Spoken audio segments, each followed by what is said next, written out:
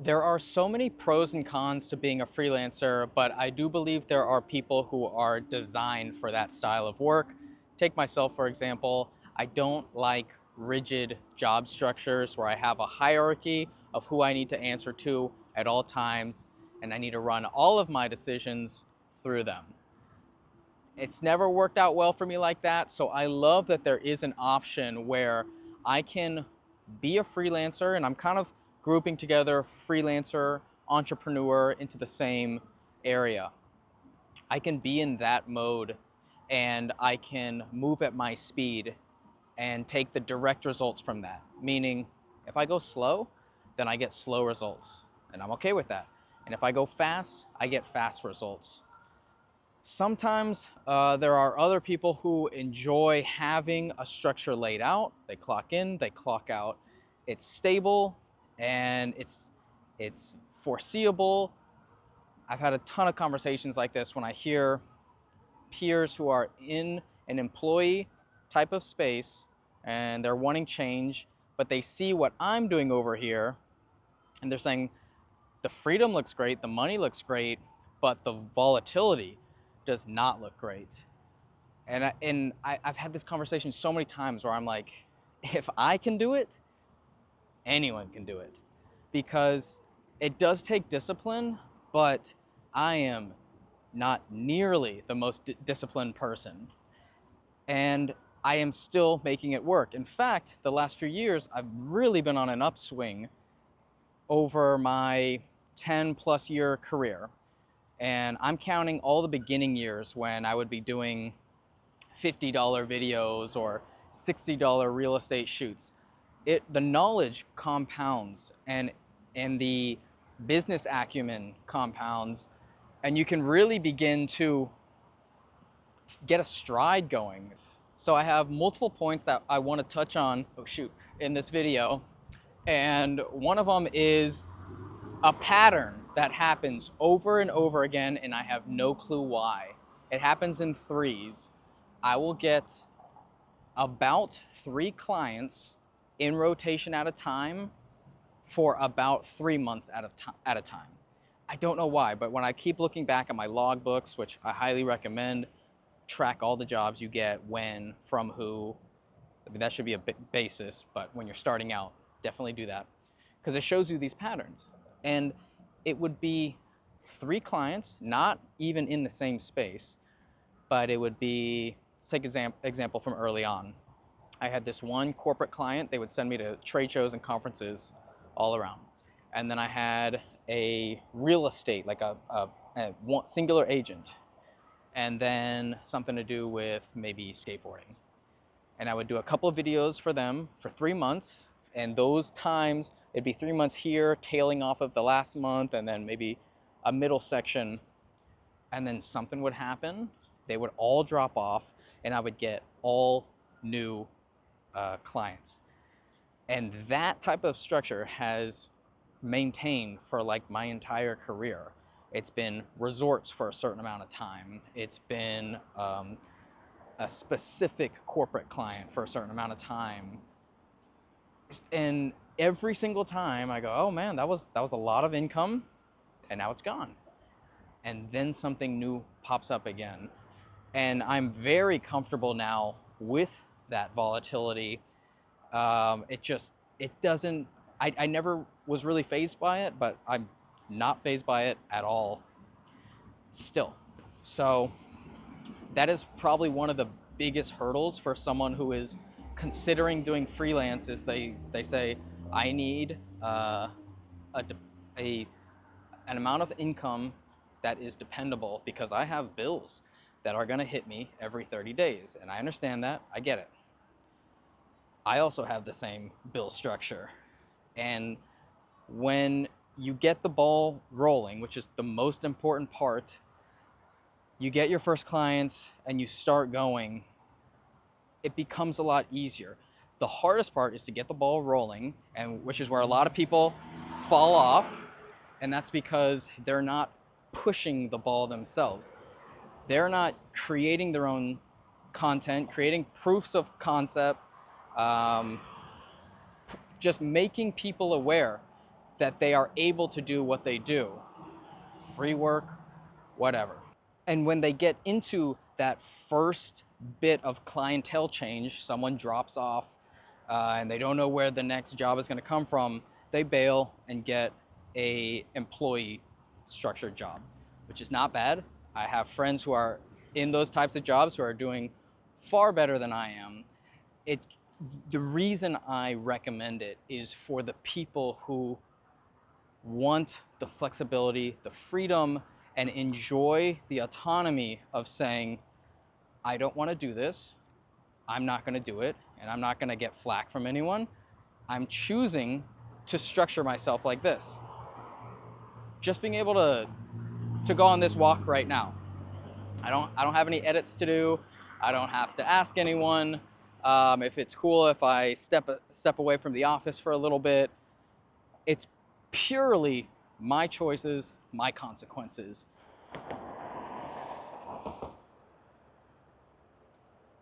I'm not recommending you become a freelancer. I'm just letting you know what it's like. You need structures and mechanisms in there to assist you.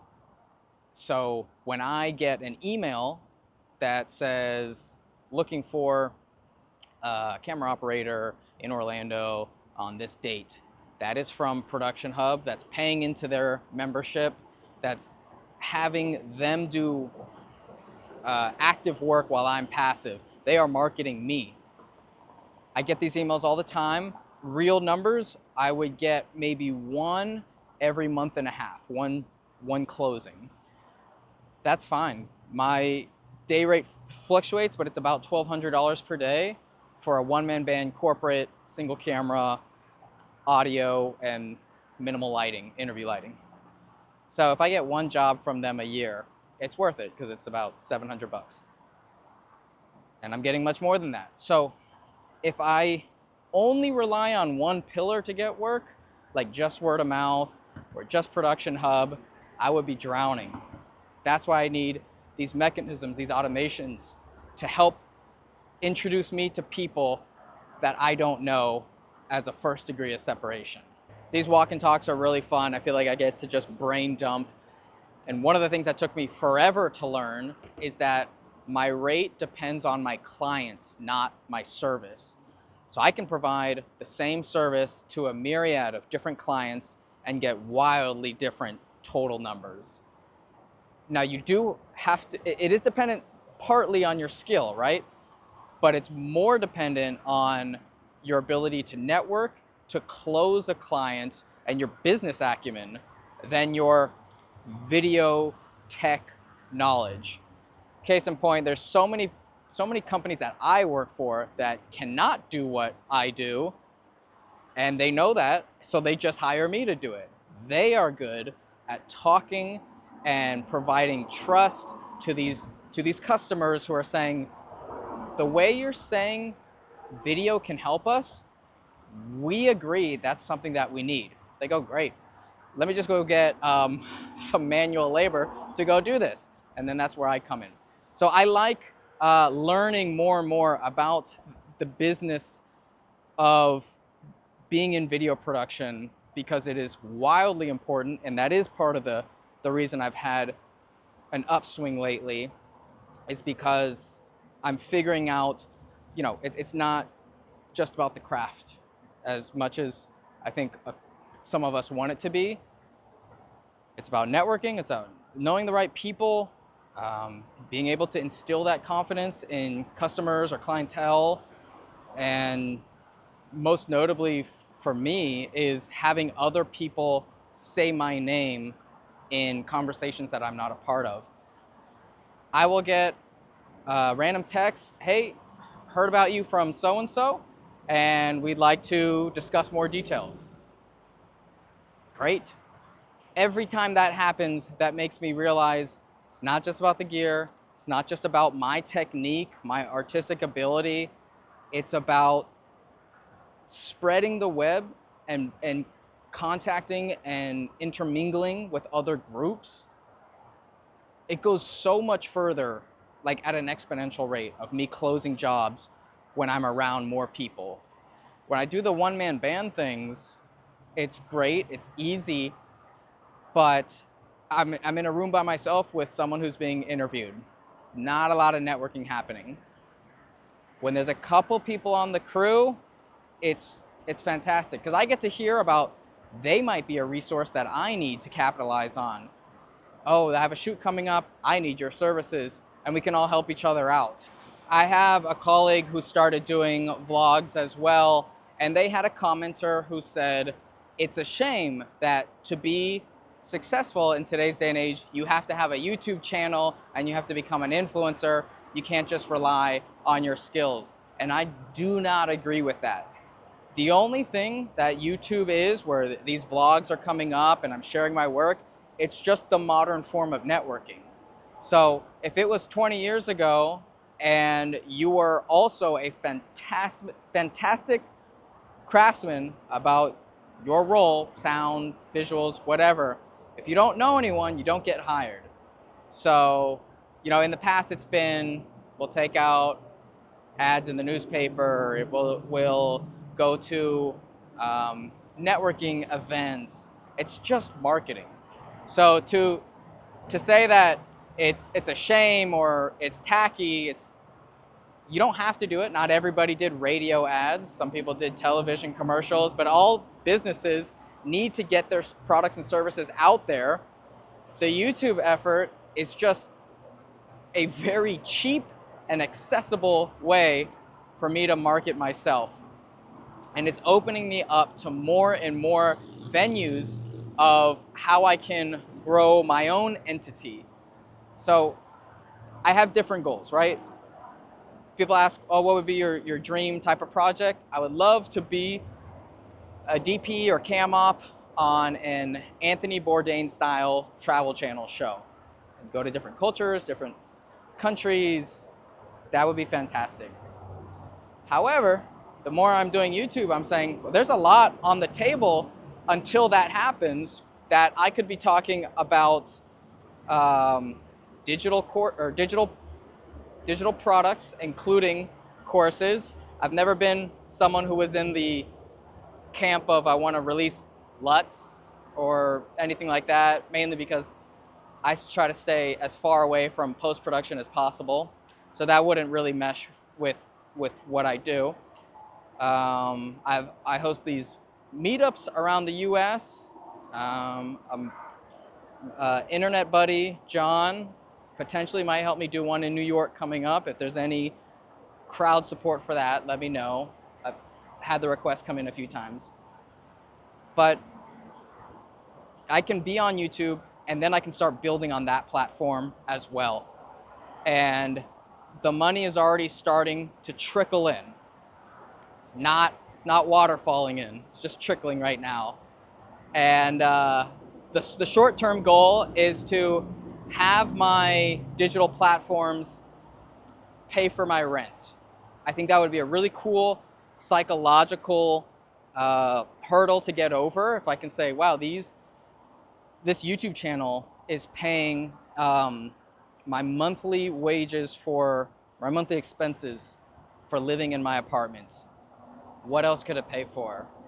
I would love to get a meal prep sponsor, and I could get all the food and have that taken out of my to-do list as well.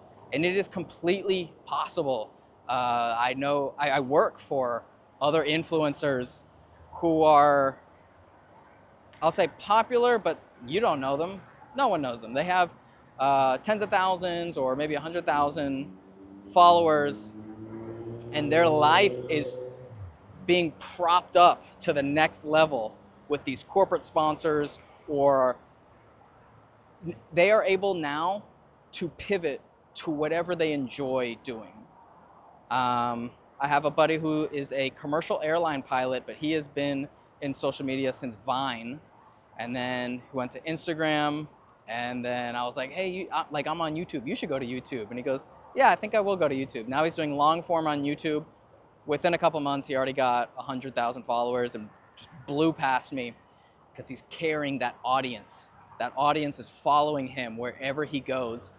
So he was doing a lot of just kind of like thirst trap type of stuff on Instagram, and then he just got really into running and now doing these long distance runs. And when he started showing his commercial pilot side of his life, he got that whole genre of audience to come in. And whatever he wants to do, he can now bring that audience, pick up the little corporate sponsors along the way with the affiliate code, put my name in the box, whatever, and be making money without the common phrase is, if you don't build your own dream, you will work building someone else's dream. Something like that. But basically, if you're not working on your own, you're going to work for somebody who has that goal. They have their retirement or their second home or their financial freedom in mind, and you are helping them achieve that. Why not help yourself achieve that? That's how I think about it. And I'm working through it. I'm not doing everything correctly, and I definitely don't know the perfect path to do it. But with the minimal amount of input that I'm doing, case in point, recording with the phone, little microphone, uploading straight to YouTube, it's paying off. And I can tell this is just the rock slowly moving off the first point. It's gonna pick up steam, and it's gonna start creating its own path that I can say, I might split, or I might be able to jump back and forth. I don't have to just do videography jobs. I love video. I would love to do more unique and interesting projects, but I'm able to pick and choose right now, which is a huge benefit that I wasn't able to do before. So what's funny is, the more I become a freelancer, the more I become an entrepreneur and business owner. And I like how that initial step was in that direction, because if your initial step is into the corporate employee world, you just keep going down that stair set. And if I was 10 years into that, I'd be deep, really hard to get out at that point. And also, I have a different situation than other people. I am not married, don't have a mortgage, and don't have kids. I've said it before, but it's by design. I don't want to have those types of things, at least not now. And luckily, I have a girlfriend who is right on the same page. Strike that, my girlfriend would definitely like a speed up in the marriage process. But I have seen so much benefit from being in communities, being in networks, that I'm trying to think, how do I speed that up? Because that has a huge ROI. Mentioned it in another video, but I'm gonna be hosting these monthly calls. So in addition to my consultation calls, where you can get an hour of my time and we can talk, hash out whatever ideas you want to work through. In addition to that, I'm gonna be doing these group Zoom calls, essentially. And you can book a 10-minute slot, and we can go over one-on-one exactly what the issue is. It's a little less comprehensive than the consultation call, but then again, sometimes the questions that people have don't warrant a full consultation call. And we can get through multiple of them in an hour, and the other people watching, the public viewing watching, can get the same benefit from hearing these questions answered. And I think that will collectively be able to help the people who are asking the questions, the people watching, and all those engaging in the comment section. I've been a part of these group Zoom calls with the Art of Documentary, and I've received a ton of value from them. So I want to just copy what works, build for myself, and also provide value for other people in the same way that AOD has provided value for me. So I'm going to be working on that and getting it out. But this is all part of the, I do my services, how can I double dip and build my entity myself? If you guys have questions or have not questions, but if you have these types of prospects for yourself, I love talking business. Please put it in the comments and let me know what you're thinking of doing, because there's so many people our age, 20s, 30s, who are taking advantage of social media, and it's paying off in more ways than just money. They're getting to prioritize their passions, and that's the part that I want to be a part of.